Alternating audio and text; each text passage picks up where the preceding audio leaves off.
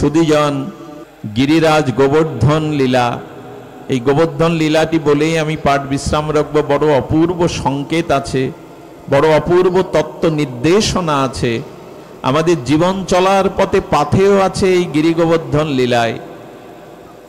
সুধীজন, আপনারা জানেন এতটুকু বালকের কথাই সেদিন ইন্দ্রের পূজা বন্ধ করে, ইন্দ্রজাগ বন্ধ করে ব্রজ গোপিকারা, ব্রজবাসীরা, নন্দ বাবা, বৃদ্ধ গোপগণ কৃষ্ণের কথা শুনেছিলেন। তারা অনাদিকাল হতে পরম্পরা ধারায় ইন্দ্রজাগ বন্ধ করে দিলেন অতটুকু বালকের কথায়। কারণ কি?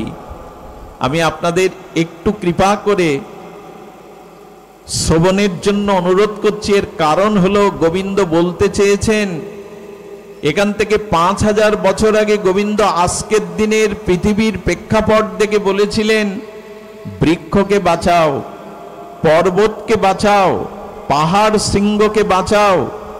যেখানে বনাঞ্চল, যেখানে পাহাড়, যেখানে প্রকৃতি, সেখানে অন্য পূজা করা লাগবে না, বৃষ্টি এমনি আসবে, বাতাবরণ সুশীতল থাকবে, আর পৃথিবী বা দেশের ভারসাম্য থাকবে। আজ গাছ লাগাও, পরিবেশ বাঁচাও বলে বিশ্ব চিৎকার করছে, আর পৃথিবীর ওপরে যে বিরূপ এই যে প্রতিক্রিয়া চলছে, এই 5000 বছর আগে ভগবান গিরিরাজকে স্বয়ং দেবতা, স্বয়ং ভগবান রূপে পূজা করতে নির্দেশ দিয়েছিলেন। আজকের স্লোগান 5000 বছর আগে আমাদের গোবিন্দ দিয়ে গেছেন, আমরা সে কথা স্মরণ করিনি। যার বাড়িতে 10-12টা তুলসী গাছ আছে, তার বাড়িতে সহসে ক্যান্সারের ভাইরাস আক্রমণ হয় না। এটা আমার মন গড়া কল্পিত কথা নয় এই ব্যাসপীঠে বসে, এটা বর্তমান ভেষজ বিজ্ঞানীদের কথা। যার বাড়িতে ধূপের শঙ্করধ্বনি, উলধ্বনি, ঝাঁস কাসর বাজিয়ে সন্ধ্যাবেলায় হরিনাম হয়, ওই জগতের ইথার তরঙ্গ হতে তার ঘরের মধ্যে কোনো জীবাণু প্রবেশ করতে পারে না। হরিনামের ধ্বনি, খোল করতাল কাসর ধ্বনি, শঙ্করধ্বনি, মঙ্গলময় উলুধ্বনির ওই শব্দের তরঙ্গে, ওই আকাশ থেকে ইখার তরঙ্গে সন্ধ্যায় সূর্য অস্ত গেলে যে জীবাণুগুলো প্রবেশ করে, সেগুলোর মধ্যে প্রবেশ করতে পারে না। আমাদের এই শাস্ত্রের বাণীগুলোকে আমরা আজ ভুলতে বসেছি বিদায় এই দুর্দশা। গোবিন্দ বললেন, ইন্দ্র নয়, আরে কর্ম করলে কর্মের দ্বারা ফল পাবে। ইন্দ্র তোমায় কি ফল দেবে? গিরিরাজকে পূজা করো। এক হাতে নিজে পূজা করছেন, আর একই বেশে গিরিরাজ হয়ে আজ তিনি ভক্তদের পূজা গ্রহণ করছেন, প্রসাদ গ্রহণ করছেন। বৃন্দাবনবাসী, ব্রজবাসীরা বলতে লাগলো, সারা জীবন ইন্দ্রের পূজা করে খোঁজ নাই, আজ একদিন কেবল আমরা গিরিরাজকে পূজা করেছি, তিনি প্রসন্ন হয়ে আমাদের কাছ থেকে প্রসাদ পাচ্ছেন। গোবিন্দ বোঝালেন, জীবন্ত দেবতাই হলো পরিবেশ, জীবন্ত দেবতাই হলো এগুলিকে রক্ষা করা। আমি জানি এসছেন ভক্তির কথা শুনতে, আমি সামাজিক আন্দোলনের কথা তুলছি কেন? সমাজ না বাজলে, পরিবেশ না বাজলে আপনি আমি বাঁচব না। এই জন্য ভগবান এই লীলার দ্বারাই জগৎকে জানিয়েছিলেন, রক্ষা করো। সুধীজন, কিছু মনে নেবেন না, এই লীলার দ্বারা একটা কথা অন্তত আমি আপনাদের জানাতে পারি, সেটি হলো আমাদের ভক্তিটা আজ অনন্য নাই। কি কথা বললাম? একবার ইন্দ্রের কাছে যাব, একবার আউলি বাড়ি যাব, একবার তান্ত্রিক কবিরাজের কাছে যাব, একবার গোবিন্দের চরণে যাব, এভাবে হয় না। এভাবে কোনোদিন প্রেম ভক্তি হয় না, নিষ্ঠা হয় না। আজ গোবিন্দের কথাতে এতদিনের পরম্পরা ইন্দ্রজাগ ছেড়ে দিল, গোবিন্দের প্রতি তাদের কত নিষ্ঠা। আচ্ছা, একটা জিজ্ঞাসা আপনাদের কাছে, ইন্দ্র যখন সামন্তমণি মেঘের দ্বারা মৃত্যুময় প্লাবন জলস্বাদ বজ্রপাত করতে লাগলেন, ব্রজবাসীরা পারতেন না পাহাড়ের উপরে উঠতে? ব্রজবাসীরা পারতেন না কোনো ছাদের তলে যেতে? কোথাও না গিয়ে সবাই গোবিন্দের কাছে গেল কেন? বলে এই হলো অনন্য ভক্তি। বাঁচতেই যদি হয় তোমার চরণ ধরেই বাঁচবো, মরতেই যদি হয় তোমার চরণ ধরেই মরবো, অন্য কোথাও যাওয়ার আমাদের জায়গা নেই গোবিন্দ। আজ আমরা 10 দিকে ছুটে বেড়াচ্ছি, আমাদের অনন্যতা নাই।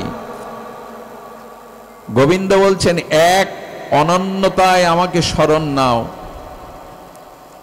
মাম একং, একমাত্র আমার শরণ নাও, আমি তোমাকে রক্ষা করব। এ বাণীতে আমাদের আশ্বাস আসেনি। আমরা 10 দিক ছুটে বেড়াচ্ছি। এই জন্য অনুরোধ করব, অনন্যভাবে ভগবানের শরণ নিন, আর কিছু করার প্রয়োজন নাই।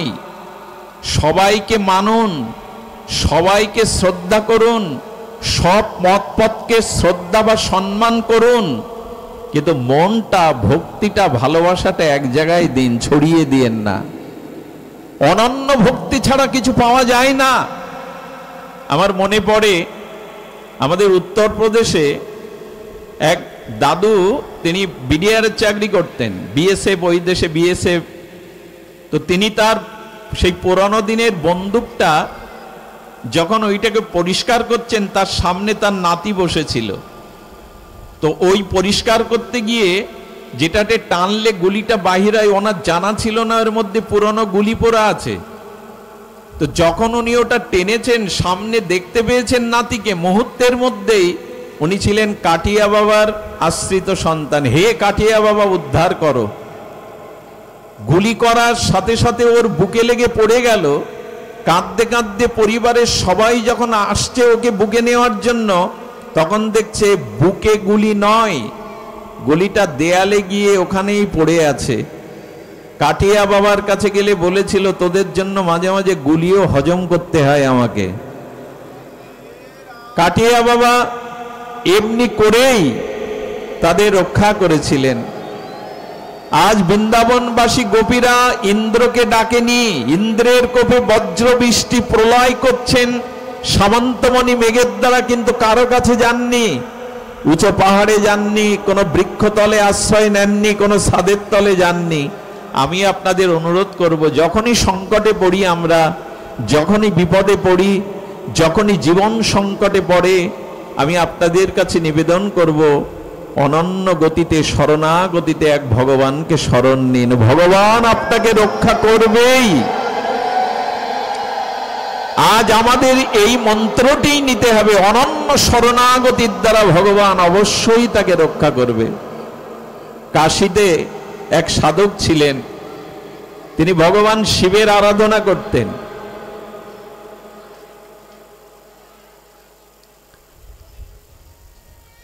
শিবের আরাধনা করতেন। 2-3টে তার সন্তান, তার স্ত্রী বলছে, শিব শিব করছো, তোমার ঘরে কিছু নাই। আর এই বুভুক্ষ ক্ষুধার্ত সন্তানকে মা হয়ে কি সান্ত্বনা দেব, কিছু উপায় করো। নীরবে নিভৃতে বলেছেন, ভগবান শঙ্করই আছেন, আমি অন্য কিছু জানি না। 3 দিন বাদে কলকাতা থেকে একটা টেলিগ্রাফ এলো, আর 1000 টাকা হাতে দিয়ে, আর পিয়ন বলছে, এখানে একটা সই করে দিন, এই 1000 টাকা আপনার জন্য কলকাতা থেকে এক স্যাট পাঠিয়েছেন। বলে টাকা নিতে পারি, টেলিগ্রাম করে জানুন আমার টাকার প্রয়োজন, বা আমাকে কেন উনি টাকা পাঠিয়েছেন। টেলিগ্রাফ করে জানা হলো, তৎকালীন তো মোবাইল নাই, ওতে জানা হলো, শেঠ বলছেন, ভগবান শঙ্কর ভোরবেলা আমার শিয়রে সেই স্বপ্নেতে বললেন, আমার পূজা, আমার মন্দিরে যাওয়া লাগবে না, কাশীতে আমার অনন্য একজন ভক্ত না খেয়ে আছে 3 দিন, তার কাছে কিছু অর্ঘ্য পাঠাও, আমি তোমার প্রতি সন্তুষ্ট হব। অনন্য ভক্তির এই হলো দৃষ্টান্ত। 10 জায়গায় মনটাকে, একটা মন ক জায়গায় দিবেন, কজনের কাছে দিবেন। এই জন্য ব্রজবাসীরা জগৎকে জানালো, কানাই ছাড়া আমরা কিছু বুঝি না, ওই চরণ ছাড়া আমাদের যাওয়ার অন্য জায়গাও নাই। এই জন্য গোবিন্দের চরণে শরণ নিলেন, গোবিন্দের চরণে সবাই এসেছিলেন। আজ ডুমরিয়া বা অত্র এলাকার দূর দূরান্ত থেকে সনাতনী হিন্দুদের কাছে আমি করজোরে একটা প্রার্থনা করছি, দেখুন ব্রজবাসীরা সকলে সম্মিলিতভাবে গোবিন্দের কাছে গেলেন গিরিরাজের তলে। ভগবান গিরিধারী সবাইকে আশ্রয় দিলেন, এই যে সকলে গেলেন।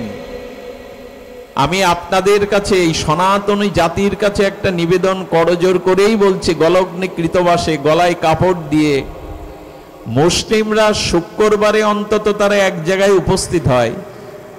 ঈশা খ্রিস্টানরা রবিবারে এক জায়গায় হয়, আমাদের এমনটা নাই কেন? আজ কৃষ্ণ মন্দির আছে, কালী মন্দির আছে, শিব মন্দির আছে, দুর্গা মন্দির আছে, হিন্দুর মিলন মন্দির কোথায়?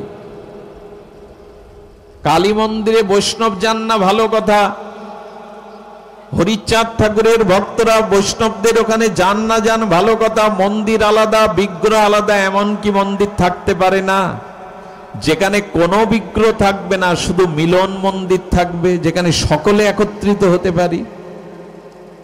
একটা দিন কি আমরা পারি না এক জায়গায় হতে? আজ হিন্দু জাতি দুর্বল কেন, পিছিয়ে পড়া কেন, সাংগঠনিক ক্ষমতা নেই কেন? এক জায়গায় হই না বলে। আজকে স্ব-স্বভাবে আমরা আলাদা আলাদা ভাবে একত্রিত হচ্ছি। বিশ্বের দিকে তাকিয়ে দেখুন, সেই সেই জাতির মিলন কেন, ঐক্য কেন, একত্রিত হয় তারা এক জায়গায়।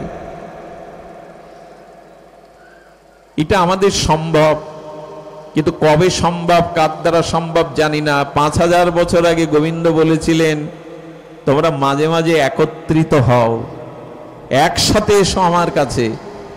এই লীলাগুলি শুধু কাল্পনিক লীলা নয়, শুধু কীর্তনের বাঁশির লীলা নয়, এগুলো আমাদের জীবন দর্শন, আমাদের বাজবার দর্শন, এগুলিই তত্ত্ব।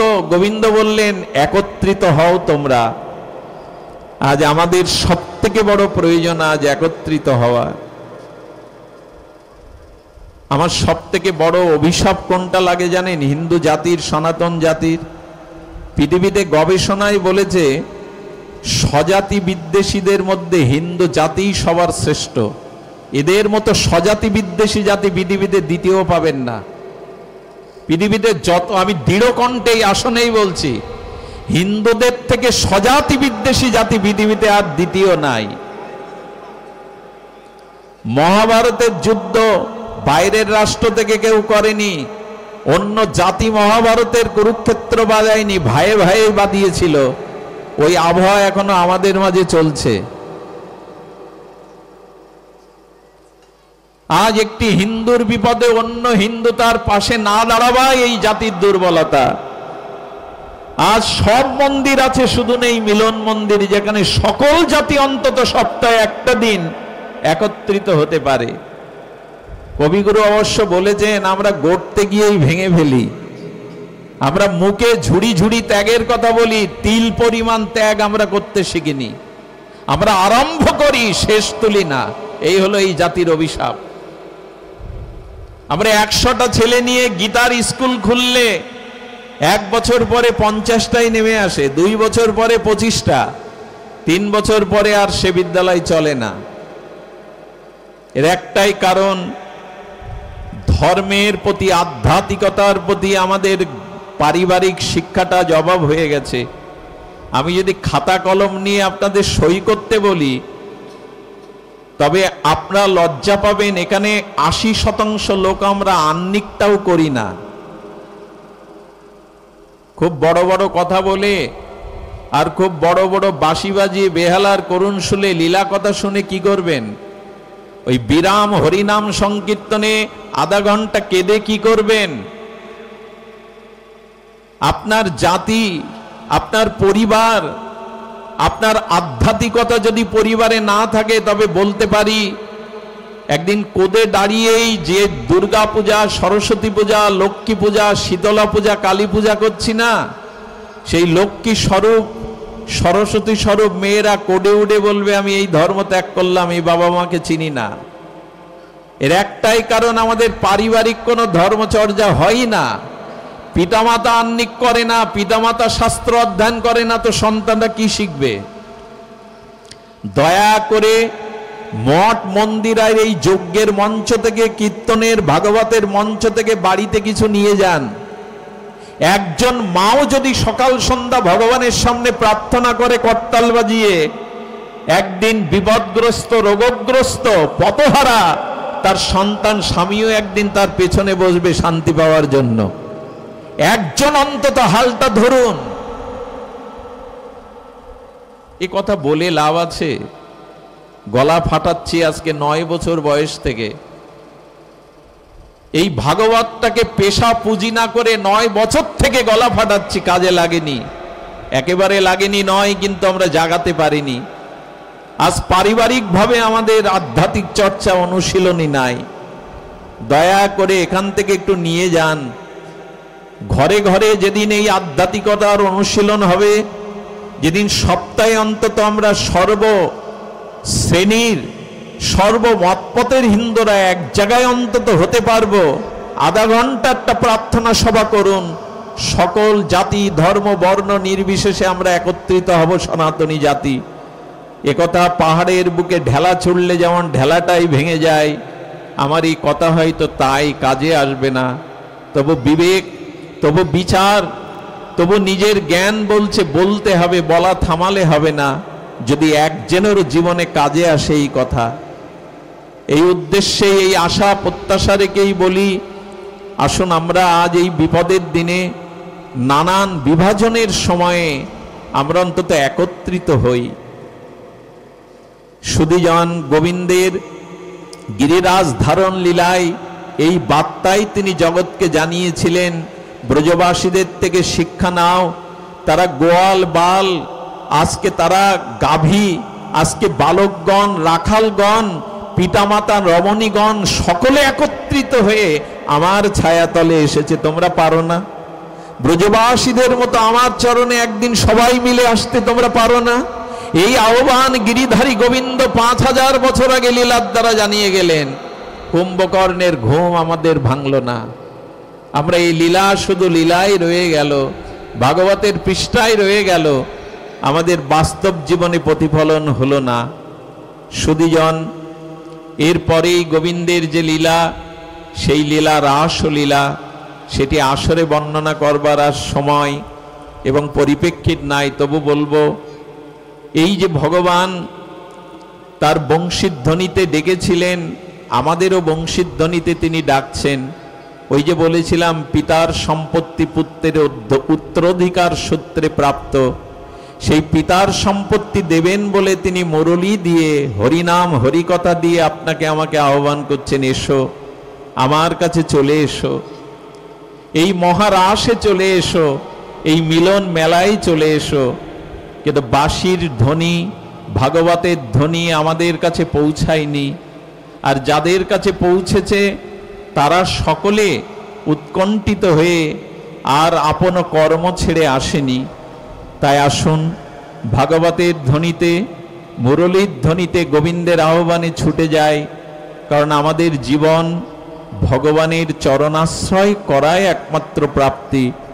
আমাদের অমৃতস্য পুত্র হতে গেলে সেই অমৃতের সন্ধান, অমৃতময় পুরুষ ভগবানের চরণেই আসা একান্ত প্রয়োজন।